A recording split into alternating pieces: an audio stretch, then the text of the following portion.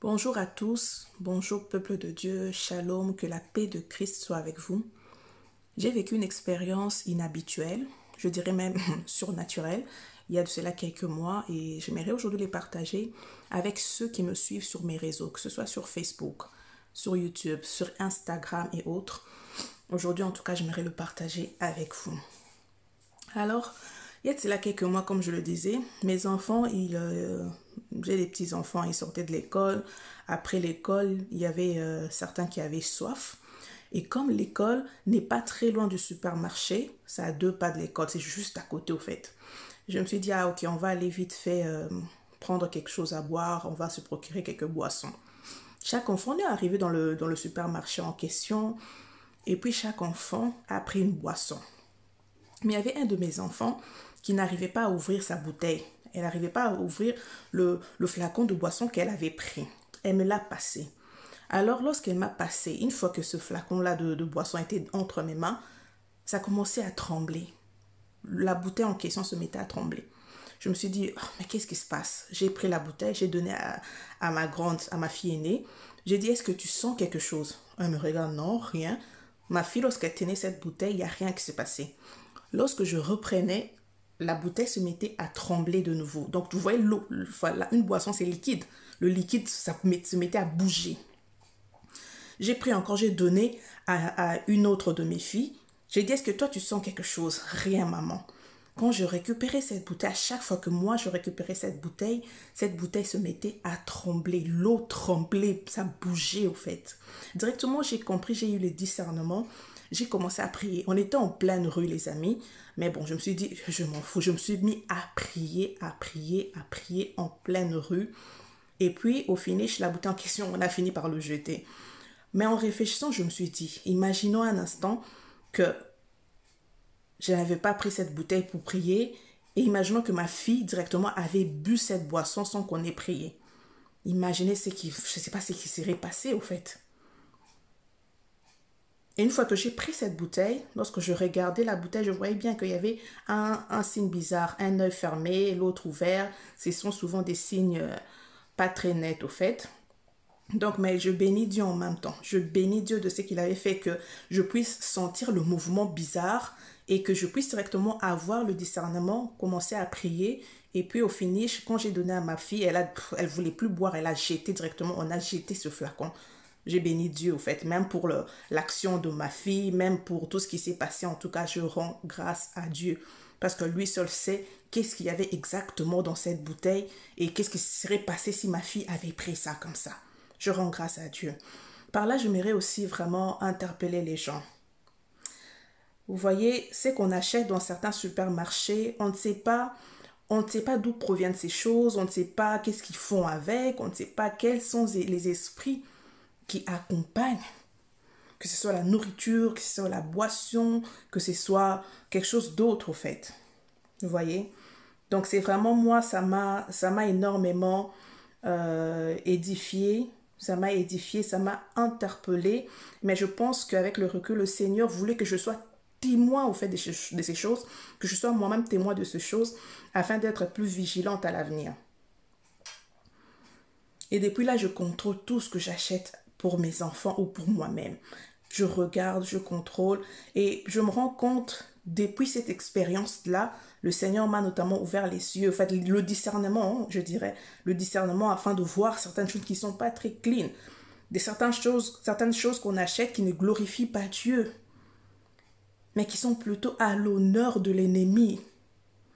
Raison pour laquelle la Bible nous dit « Mon peuple périt faute de connaissance. Vous avez des yeux, mais vous ne voyez pas. » En même temps, ça m'a fait froid dans le dos. Je me dis « Mais Seigneur, on a des yeux, mais il y a certaines choses qu'on se le procure comme ça dans des magasins, dans des supermarchés. On fait comme tout le monde, alors que nous, on est des enfants de Dieu. » Avant toute chose, on doit demander le discernement de l'esprit. Avant toute chose, on doit demander, même lorsqu'on est dans les supermarchés, prier « Seigneur, guide-moi pas, dirige-moi. » Éloigne de moi tout ce qui est danger, tout ce qui peut nuire à ma santé, tout ce qui peut nuire à ma famille, tout ce qui peut nuire à mon foyer.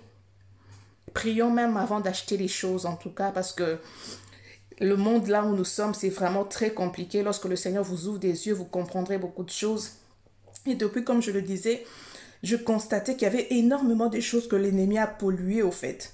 Ça peut être des couvertures, des draps de maison, des jouets d'enfants et même certains cadeaux que les enfants, lorsqu'ils ont mangé dans certains fast-food. Vous voyez, je ne vais pas citer des noms. On connaît tous des grands fast-food qui donnent des cadeaux aux enfants après avoir mangé. J'ai commencé à vérifier toutes ces choses et je me rends compte qu'il y a aussi des trucs pas nets au fait. Et il y a même un bonbon, on a noté bonbon Brain Liquor. Brain Liquor, c'est un suceur de cerveau. Brain Liquor, en traduction en français, c'est suceur de cerveau. Pourquoi créer un bonbon et puis on donne le nom de suceur de cerveau? Ça fait allusion à quoi? Et certaines personnes vont croire que c'est juste bon, c'est juste pour être cool, pour faire genre, il n'y a rien. Mais non, je pense que l'ennemi, au fait, il ne fait rien au hasard.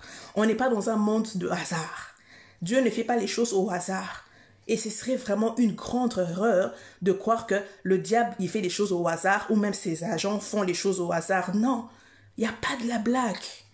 On n'est pas là, il y a la blague. Non, il n'y a pas de la blague au fait. Il n'y a rien qui est au hasard. Tout est calculé. Et l'ennemi, c'est vraiment, la Bible dit, c'est le serpent ancien. Il est rusé.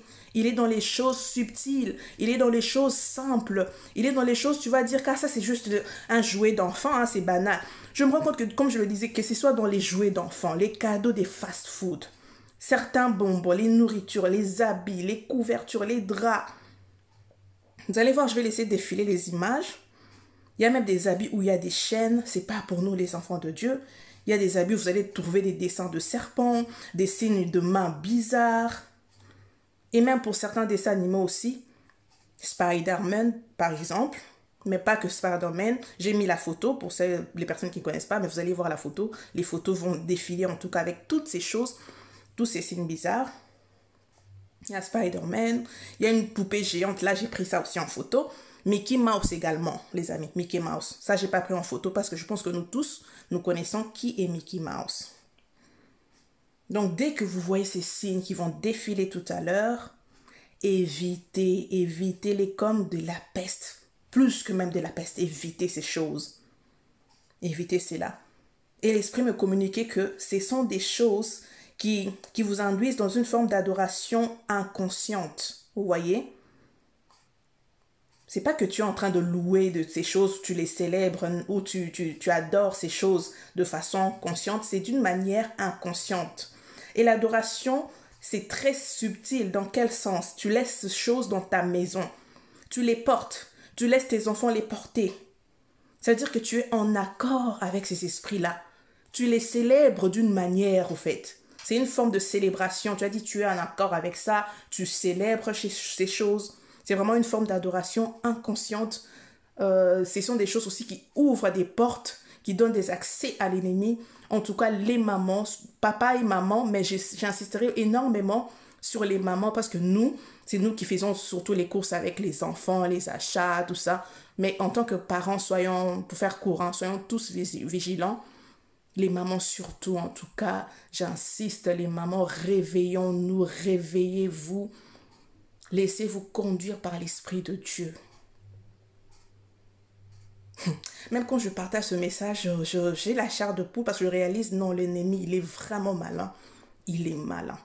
Et ne croyez pas que c'est toujours, ah, ça c'est juste un dessin animé, ah, ça c'est juste un dessin, ça c'est cool, oh, ça c'est juste un petit jouet d'enfant, ça fait de mal à personne. Non, faites attention les amis, faites attention que l'Esprit de Dieu nous ouvre les yeux, que l'Esprit de Dieu, en tout cas je prie que l'Esprit de Dieu nous donne le discernement et la révélation de l'Esprit. La Bible déclare un peuple qui marche sans révélation est un peuple qui marche sans frein.